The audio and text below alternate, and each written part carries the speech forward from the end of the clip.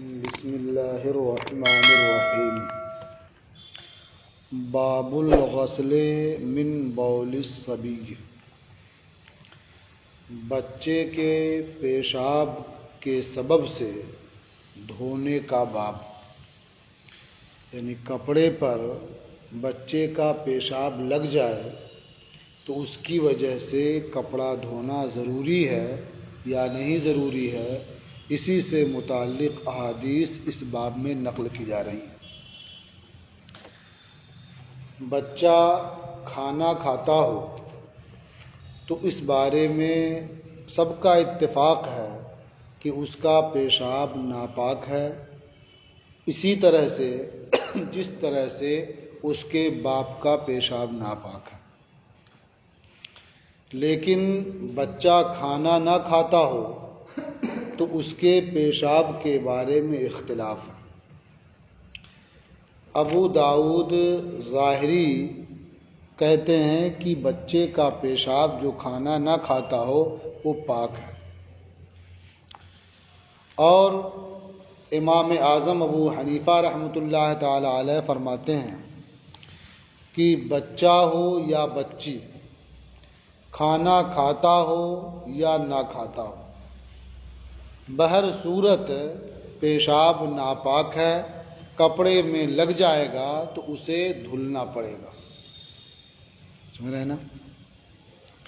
امام اوزاعی فرماتے ہیں کہ اگر بچہ ہے تو ایسی صورت میں وہ پیشاب کر دے تو اس میں کوئی حرج نہیں ہے، لیکن بچی ہے جو کھانا نہیں کھاتی ہے، دودھ پیتی ہے، وہ پیشاب کر دے تو دھلنا پڑے گا۔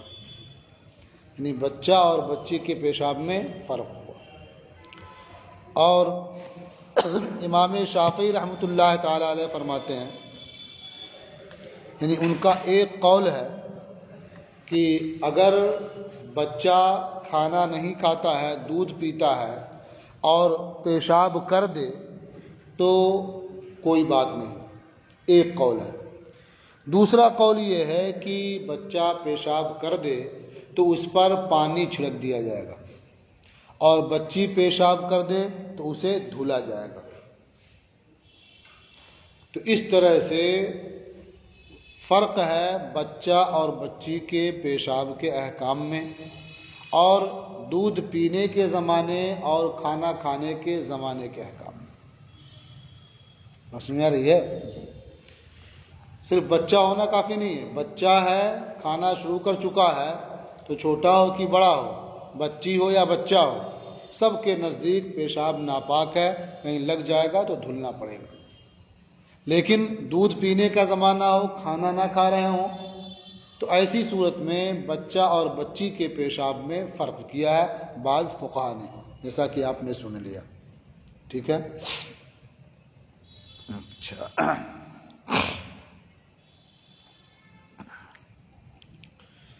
جو کہتے ہیں کہ بچہ اور بچی کے پیشاب میں کوئی فرق نہیں ہے، وہ یہ کہتے ہیں کہ مرد اور عورت کے پیشاب میں کوئی فرق نہیں ہے، دونوں کا حکم ایک ہے۔ تو بچہ اور بچی، ان دونوں کے بارے میں بھی عقل یہی کہتی ہے کہ ان کے پیشاب میں بھی کوئی فرق نہ ہو، دونوں کا حکم ایک ہی ہو۔ جو کہتے ہیں نہیں بچہ اور بچی کے پیشاب میں فرق ہے، وہ کہتے ہیں کہ آثار مختلف وارد ہیں، بچے کے پیشاب کے تعلق سے اور بچی کے پیشاب کے تعلق سے آثار مختلف وارد ہیں، تو لگتا ہے کہ فرق ہونا چاہیے دونوں میں۔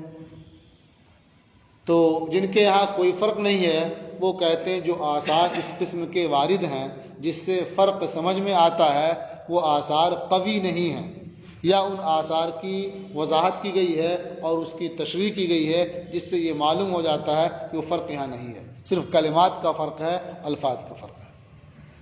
دیکھیے، اخبرنا مالک حدثنا الزہری عن عبید اللہ ابن عبد اللہ، ہمیں خبر دی مالک نے، ہم سے حدیث بیان کی زہری نے، وہ روایت کرتے ہیں عبید اللہ ابن عبد اللہ سے، ان ام قیس بنت محسن، اور وہ روایت کرتے ہیں ام قیس بنت محسن سے، انہا جاءت بابن لہا صغیر لم یأکل الطعام الی رسول اللہ صلی اللہ علیہ وسلم، کہ وہ اپنے چھوٹے بیٹے کو جو کھانا نہیں کھاتا تھا اللہ کے رسول صلی اللہ علیہ وسلم کے پاس لے کر آئیں۔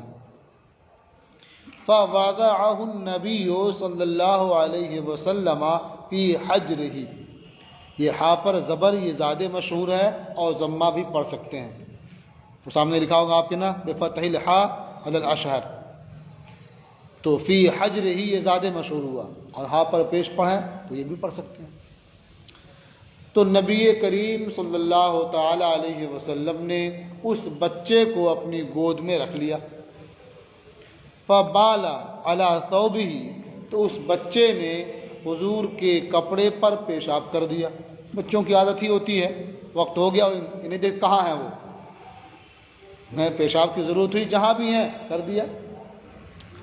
فدعا بماء، تو سرکار نے پانی طلب کیا، پانی منگایا، فنضح علیہ، تو اس کپڑے پر پانی چھڑک دیا، ولم یغسلہ، اور اسے نہیں دھلا۔ تو اس حدیث سے کیا معلوم ہوتا ہے کہ بچہ جو کھانا نہیں کھاتا ہے، دودھ پیتا ہے، وہ اگر کپڑے پر پیشاب کر دے تو پانی کا چھینٹا مار دیں، یہ کافی ہے، دھلنے کی ضرورت نہیں ہے۔ یہ نہ معلوم ہوا۔ اور اپنا مذہب کیا بیان کیا گیا کہ دھلنا پڑے گا، چاہے وہ کھانا کھاتا ہو اور چاہے نہ کھاتا ہو، اور بچہ ہو یا بچی ہو۔ تو پھر اس کا جواب کیا ہوگا؟ دیکھیے، اس کا جواب یہ ہے کہ نضحا ینضحو کا معنی چھینٹا مارنا بھی ہوتا ہے، چھڑکنا بھی ہوتا ہے، اسی طرح سے اس کا معنی دھلنا بھی ہوتا ہے۔ یہ نضحا یہ غسلہ کے معنی میں آتا ہے، سمجھ رہے ہیں نا؟ اب ہم اگر یہ کہیں کہ یہاں یہ نضحا غسلہ کے معنی میں ہے تو آپ فوراً کہہ دیں گے آگے لکھا ولم یغسل ہو، ہے نا؟ تو اس سے سمجھ میں آتا ہے کہ یہ غسلہ کے معنی میں نہیں ہے، ورنہ آگے لم یغسل ہو فرماتے ہی نہیں۔ تو اس لیے یہ جاننا بھی ضروری ہے کہ ولم یغسل ہو یہ حدیث کے الفاظ نہیں ہیں، سمجھ رہے ہیں نا؟ یہ جو اس کے راوی ہیں ابن شہاب زہری، حدثنا الزہری پڑھا نا، تو یہ جو ابن شہاب زہری ہیں یہ انہوں نے وضاحت کے طور پر ذکر کر دیا اسے۔ تو چونکہ نضحا کا معنی دونوں ہوتا ہے، چھینٹا مارنا بھی اور دھلنا بھی، تو انہوں نے یہ سمجھا کہ یہاں نضحا یہ چھینٹا مارنے کے معنی میں ہے، اس لیے ذکر کر دیا ولم یغسلہ، سمجھ رہے ہیں نا؟ تو ہم یہ کہتے ہیں کہ یہاں نضحا غسلہ کے معنی میں ہے اور غسلہ کے معنی میں آتا بھی ہے، نضحا یہ غسلہ کے معنی میں آتا ہے۔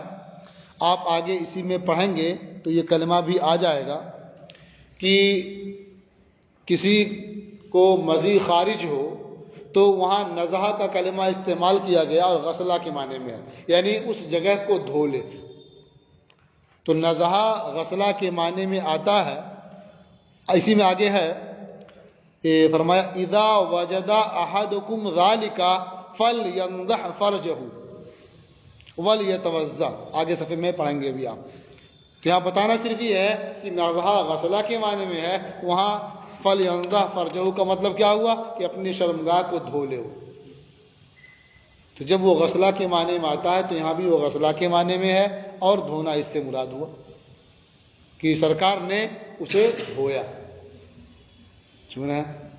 اب رہ گیا کہ ولم یغسلہ کا انہوں نے اضافہ کیا، کہ ان کا اضافہ اپنا ہے اور یہ حدیث کے کلمات نہیں ہیں، سمجھ رہے ہیں نا؟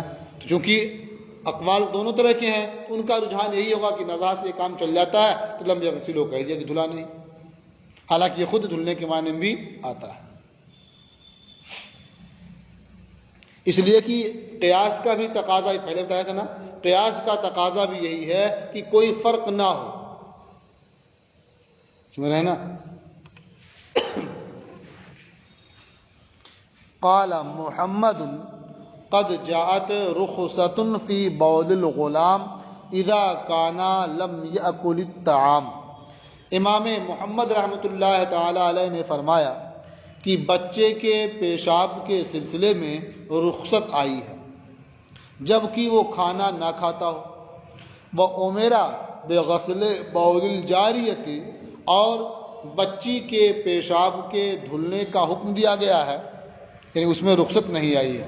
تو رخصت کا مطلب کیا ہوا کہ بچی ہو تو دھلنے کا حکم ہے، اور بچہ ہو صرف چھینٹا مار دینا کافی ہے، یہ رخصت ہوئی نا۔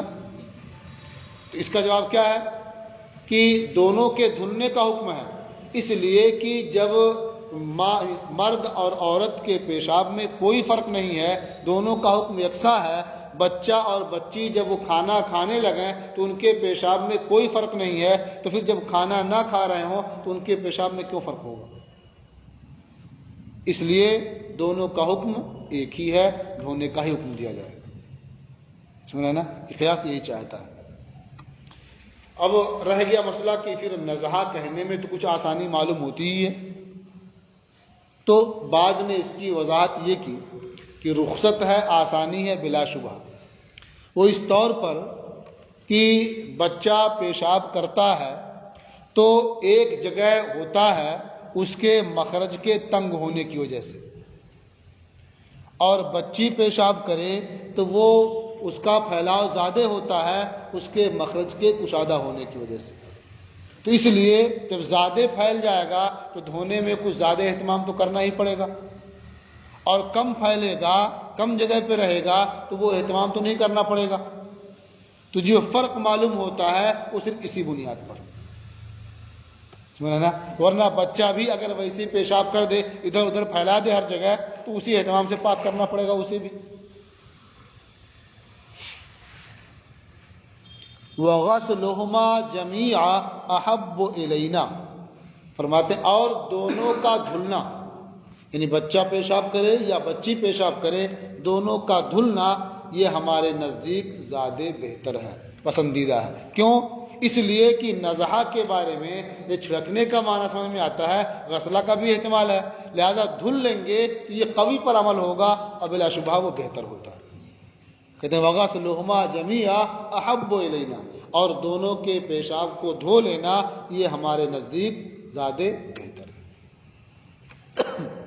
وَهُوَ قَوْلُ أَبِي حَنِيفَةَ، اور یہی امام اعظم ابو حنیفہ رحمۃ اللہ علیہ کا قول ہے کہ بچہ پیشاب کرے یا بچی پیشاب کرے، وہ کھانا کھاتے ہوں یا صرف دودھ پیتے ہوں، ہر صورت میں دھلنا ہے اسے۔ اخبرنا مالک اخبرنا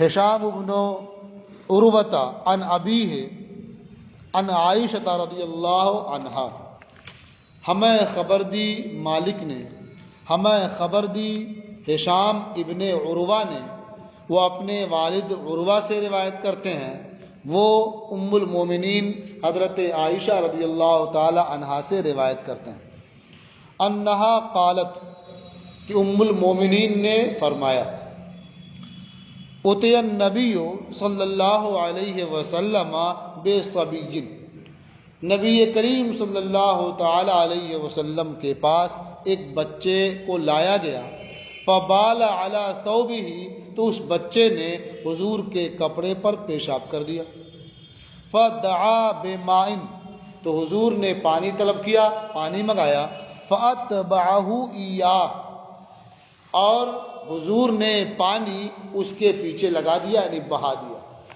جہاں پیشاب لگا تھا اس پر خوب پانی بہا دیا۔ قال محمد وبہذا ناخذ، امام محمد رحمۃ اللہ علیہ نے فرمایا کہ اسے ہم اختیار کرتے ہیں، تتبعہ ایاہ غسلا، یعنی آپ پانی پیشاب کے پیچھے بہا دیں دھلنے میں، یعنی جب دھلنا ہو تو اچھی طرح سے دھلیں، پانی اس کے پیچھے بہتا جائے، جب پانی بہہ جائے گا تو پاک ہو جائے گا وہ، حتیٰ تنقیہ، یہاں تک کہ تم اسے ستھرا کر دو، ایسا نہیں خالی پانی چھڑک دیا تو کافی ہو گیا، بلکہ پانی اس پر گراتے جاؤ کہ پانی بہہ جائے یہاں تک کہ تم اسے خوب ستھرا کر دو۔ وہو قول ابی حنیفہ رحمہ اللہ، اور یہ امام اعظم ابو حنیفہ رحمۃ اللہ علیہ کا قول ہے، یعنی جہاں پیشاب کر دیا ہے اس پر پانی بہاؤ، اس کے پیچھے پانی بہاتے رہو یہاں تک کہ تم اسے خوب ستھرا کر دو، صاف کر دو۔ تو اس سے معلوم ہوا کہ دھلنا یہ ضروری ہے، چاہے وہ بچہ ہو یا بچی ہو۔ اب اس کے پیچھے پانی لگا دیا، یعنی پانی بہا دیا، دھلنے کے معنی میں ہوا یہ ایک باب ختم ہو گیا آپ کا۔ باب الوضوء من المذی، مذی کے سبب سے وضو کا باب۔ یہ جو پانی مرد کے پیشاب کے راستے باہر آتا ہے اس کی مختلف صورتیں ہوتی ہیں۔ مثلا ایک صورت تو پیشاب کی ہے جو بہت معروف ہے اور بہت وقوع ہوتا ہے اس کا۔ کبھی دیکھتے ہوں گے کہ پیشاب کے بعد کچھ گاڑھا پانی ٹپکتا ہے، تو اس کا دوسرا نام پیشاب نہیں ہے، اس کا دوسرا نام ہے، اسے ودی کہتے ہیں، سمجھ رہے نا۔ اور کبھی ایسا ہوتا ہے کچھ لوگوں کو کہ جماع کی بات کرنے سے یا مرد کا اپنی بیوی کے ساتھ ہنسی مذاق کرنے سے کچھ سفید شفاف پانی باہر آ جاتا ہے، تو اسے کہتے ہیں مذی۔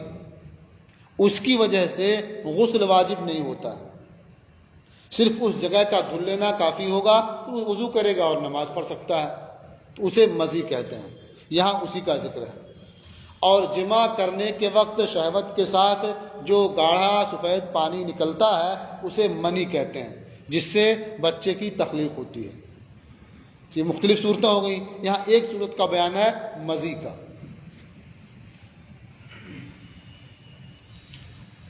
اخبرنا مالک اخبرنی سالم ابو النضر مولا عمر بن عبید بن معمر التیمی عن سلیمان بن یسار عن المقداد بن الاسود۔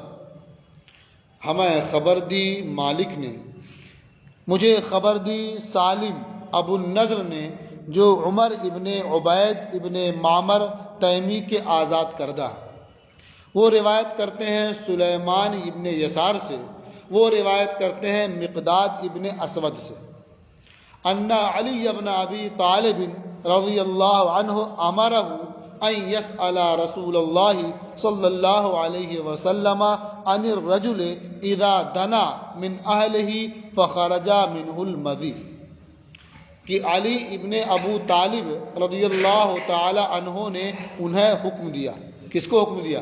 مقداد ابن اسود کو۔ حضرت علی نے مقداد ابن اسود سے کہا کہ وہ اللہ کے رسول صلی اللہ تعالی علیہ وسلم سے پوچھیں عن الرجل، اس مرد کے بارے میں۔ کس مرد کے بارے میں؟ کہ اذا دنا من اہلہ، کہ جو مرد اپنی بیوی سے قریب ہوتا ہے فخرج منہ المذی، تو اس سے مذی کا خروج ہو جاتا ہے۔ ماذا علیہ، اس پر کیا ہے؟ یعنی جمع کرنے سے پہلے اس کے ساتھ باتیں کرنے سے، پیار محبت کی، اس سے پانی کا خروج ہو جاتا ہے، اسے مذی کہتے ہیں۔ تو اب کیا اس پر حکم ہوگا؟ کیا غسل کرنا پڑے گا یا وضو کرنا پڑے گا یا کچھ بھی نہیں؟ ماذا علیہ، اس پر کیا ہے؟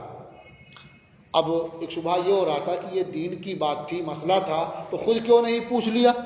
ان سے کہا کہ پوچھ کے بتاؤ مجھے، تو اس شبہ کا ازالہ کر رہا ہے کہ میں خود کیوں نہیں پوچھ رہا ہوں۔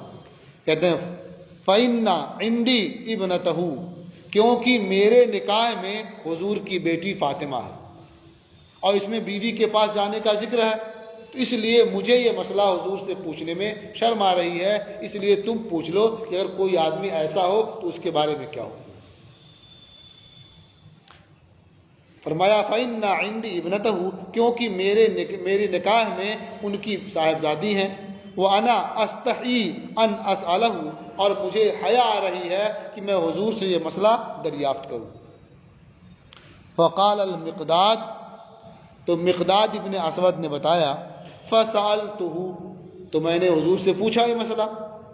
فقال، تو حضور نے ارشاد فرمایا، اذا وجد احدکم ذالک، جب تم میں سے کوئی یہ صورت پائے، یعنی کسی کے لیے مزی کا خروج ہو جائے، فَلْيَنْضَحْ فَرْجَهُ، لیکن نضح کا لفظ یہاں بھی ہے، چنے کی مزی نکل جائے چھینٹا مار دو اور پھیل جائے، بلکہ کیا کہا؟ فَلْيَنْضَحْ فَرْجَهُ، تو اپنی شرمگاہ کو دھو لے، جہاں بھی وہ پانی لگا جہاں پہنچا اسے دھو لے۔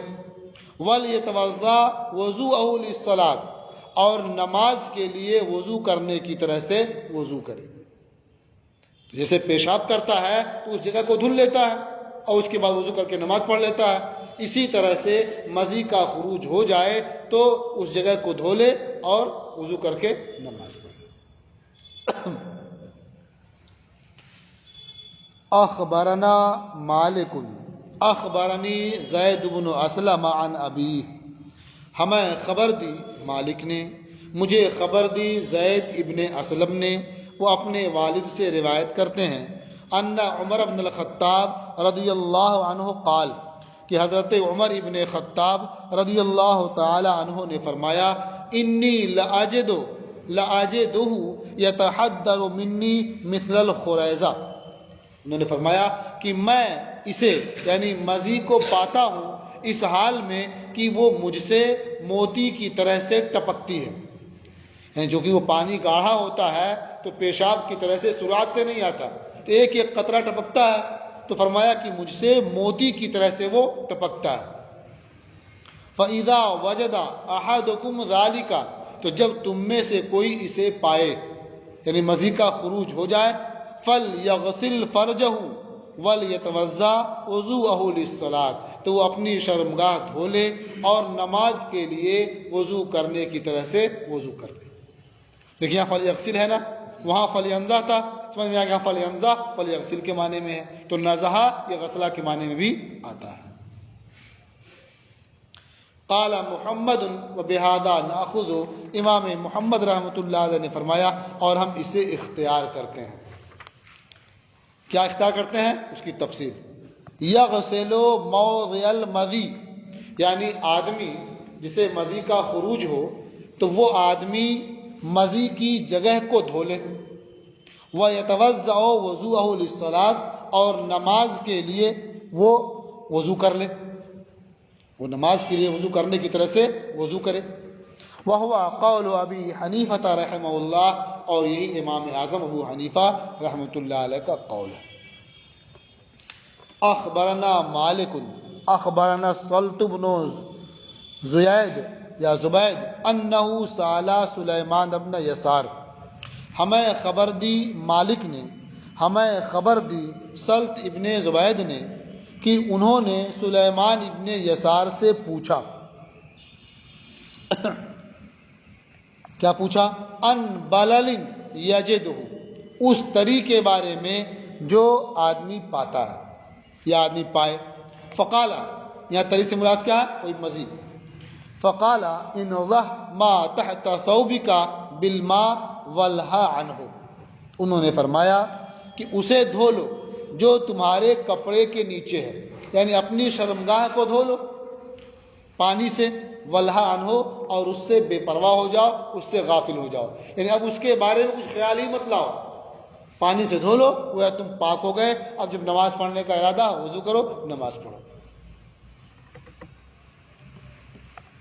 قال محمد وبہذا ناخذ، امام محمد رحمۃ اللہ علیہ نے فرمایا کہ اسے ہم اختیار کرتے ہیں، اذا کثر ذلک من الانسان، جب یہ چیز یعنی مزی کا خروج انسان سے زیادہ ہونے لگے، وادخل الشیطان علیہ فیہ شک، اور شیطان اس پر اس بارے میں شک داخل کرے، تو پھر کیا کرے؟ وہ شرمگاہ کو دھو لے اور غافل ہو جائے۔ وہو قول ابی حنیفہ رحمہ اللہ، اور وہ امام اعظم ابو حنیفہ رحمۃ اللہ علیہ کا قول ہے۔ پیشاب کے بارے میں بھی اس طرح کی بات کہی گئی ہے۔ کبھی ایسا ہوتا ہے کہ آدمی پیشاب کرتا ہے اور دھل کر کے آ جاتا ہے، پھر اس کو لگتا ہے کہ ایک دو قطرہ پھر آ گیا، اور اس کے چکر میں وہ پڑتا ہے تو کبھی اس کو اطمینان نہیں ہوتا ہے کہ میں نے دھل لیا اور اس کے قطرہ نہیں آیا، تو جس کو اس طرح سے کثرت سے شبہ ہونے لگا ہو تو اس کے لیے حکم یہ ہے کہ وہ پانی سے دھل لے آرام سے، اور اس کے بعد جو پاجامہ پہنا ہے یا جو بھی کپڑا پہنا ہے اس پر بھی پانی کا چھینٹا مار لے، اور اس کے بعد بے پرواہ ہو جائے۔ اس لیے کہ اب شیطان دل میں ڈالے گا کہ ہو سکتا ہے ایک آدھ دو قطرہ اور آ گیا، سوچے گا نہیں جو میں نے چھینٹا مارا وہی ہے، تو شیطان کے وسوسے سے وہ محفوظ ہو جائے گا۔ سمجھا ہے نا؟ تو جس طرح مزید بھی کثرت سے اگر آئے تو اس چکر میں پڑے گا تو ہر دم دھلتا پریشان گھومتا رہے گا، تو اس لیے وہ ایسا عمل کرے اس سے غافل ہو جائے، تو پھر دھلے۔ ہاں اگر یقین سے معلوم ہو گیا، شک اور شبہ نہیں ہے، اسے دھلے اتنا جا کر کے، اور جہاں لگ گیا ہے اسے بھی دھل لے۔ یہ تو وہ صورت ہے نا شیطان اس کے بارے میں اس پر شک پیدا کر رہا ہو، تو اس سے بچنے کی صورت یہی ہے کہ دھل کے اطمینان سے چھینٹا وغیرہ مار لے۔ اب یہ خیال آئے گا نا کہ شاید ہو گیا ہو، کہ شاید جو چھینٹا مارا تھا وہی والا ہوگا، یہ تو مطمئن ہو جائے گا نا وہ۔ یہ باب بھی ختم ہوا اور آپ کا سبق بھی مکمل ہوا آج کا۔